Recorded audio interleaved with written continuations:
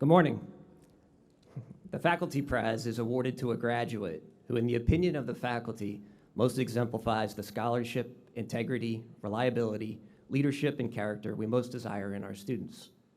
Ms. Albanese, Ms. Poehler, and I were humbled to receive that honor, and it's our privilege to welcome Mr. Bronk with a bit of insight into Hun's culture.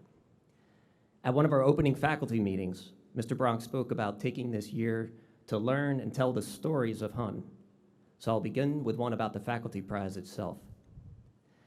Years ago, the school needed to install a sprinkler system in Russell to bring the building up to code.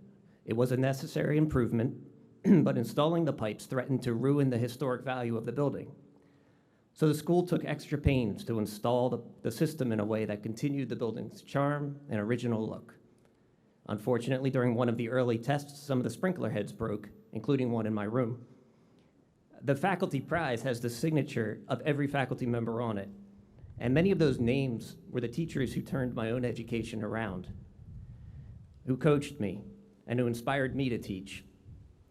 I didn't think the document was salvageable, but to my surprise, folks at Hun took extra time, money, and effort to create a duplicate that somehow restored all of the handwritten signatures. I never really understood the technological wizardry that did that, but what I do know is that behind it were people who cared enough to preserve something that mattered to me. I still keep both copies, since the old one looks pretty neat with its yellow paper, water stains, and ink smudges. And when I look at both side by side, I feel that the best thing an award can do is to remind you how many people have helped you. And I remember then that success at Hun is measured by that more than anything.